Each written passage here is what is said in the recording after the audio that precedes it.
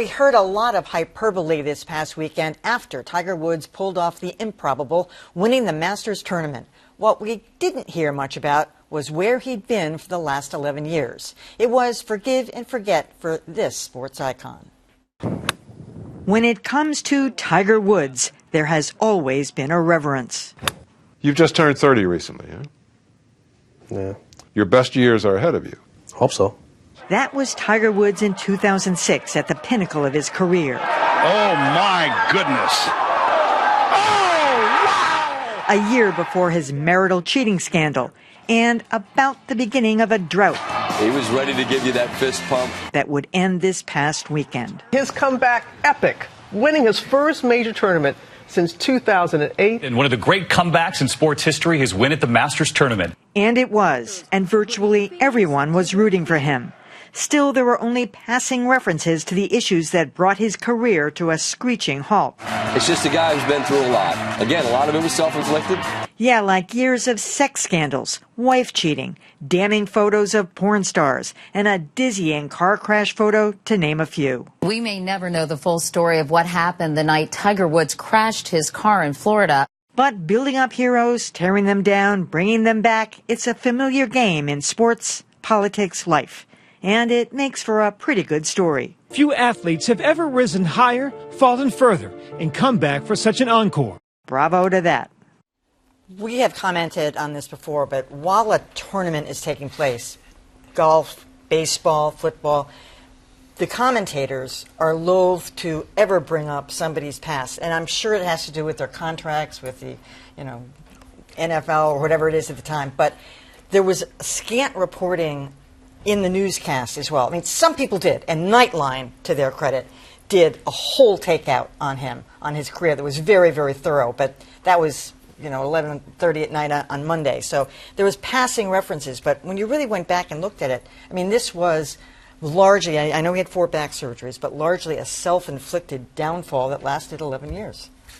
I mean, I think this, people want a redemption story. People really love the story of the older athlete who comes back. I mean, I'm down with that. As someone who's getting older by the day, people love that idea of your past isn't completely behind you and you can come back. So I think that all of those emotions, they carry the crowd, they carry the commentators, and in that heat of in that moment of victory, you probably don't want to bring up all the bad stuff. You want to ride that glory. Maybe the next day you bring it up. What's the right moment for it?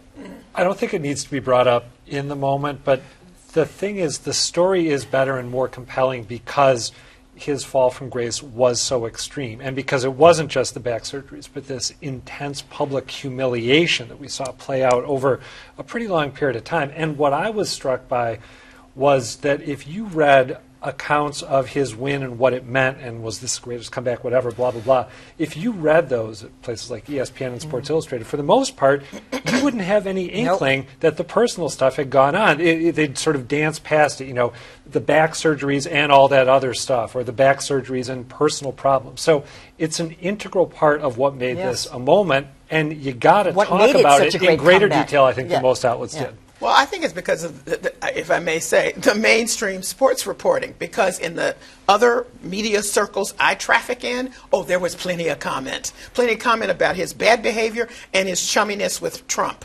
There was a lot of that. Jamel Hill's first podcast called Jamel Hill Unbothered, real good segment on it, believe me. Bill Rhoden appeared on CBS, and he's a guy that I have respected for a long time, an African-American journalist who has covered sports, and he made it clear, I am only speaking to the almost miraculous coming back of the sports part. There is much to be said about the other stuff. He said that. So he was real clear that I'm not, brushing over the other stuff because he won this tournament. So in the stuff in the media that that's right. But in the stuff that I get, no. I've heard you're not even it. A big sports media person. I'm not a sports media person, but I'm not all about Mr. Calibration either. So there you go. Well, my interest in golf doesn't extend much beyond playing miniature golf with my daughter occasionally. But I don't think anybody had forgotten the scandals involving Tiger Woods. It's probably the main thing that we know about him. Well, you know about he's a good athlete. Yeah. Well, yes, I know he's you say he's an athlete. He plays golf. Oh boy. Send the letters to Dan. But you know what? I wouldn't gloss over the back injuries. I think that's pretty compelling. I mean, this guy had serious back problems. He could hardly move a few years ago, and to be able to come back from that, I think was also a very compelling story. I also think that sports need personalities, and golf has been kind of missing a golf personality. Golf especially needs personality. Especially. It certainly can't rely on the game. I mean, there was so much enthusiasm for him. I mean, I have mixed feelings about it myself, focusing too much on it, but when I was watching the tournament, there was virtually no mention. Oh, sure. And I mean, he's done a lot of bad things. There's no question about it. It just doesn't seem to me that anybody's forgotten about it. Well, but that's assuming that everyone's maybe our age or a little bit younger. Whereas if you have a 25-year-old... They're watching golf. Yeah, I guess. I mean, I think if you have a younger person who's... There are a lot of young people who... I'm not a big golf fan myself. It's just such a crucial part of the story. You don't need to talk about it in the moment. When you're sizing up what it all means, how far did he come, how amazing is this? Plus, the behavior was really abusive. Not the way that, some athletes... And a lot of athletes have gotten a pass. They've, beaten their wives or, associations with murder. A lot of them have gotten passes, and this is sort of along that line. Yeah, absolutely. And I think that's the problem, is that so often, whatever their athletic prowess gets, that takes the lead in all these stories, and the other stuff doesn't. So.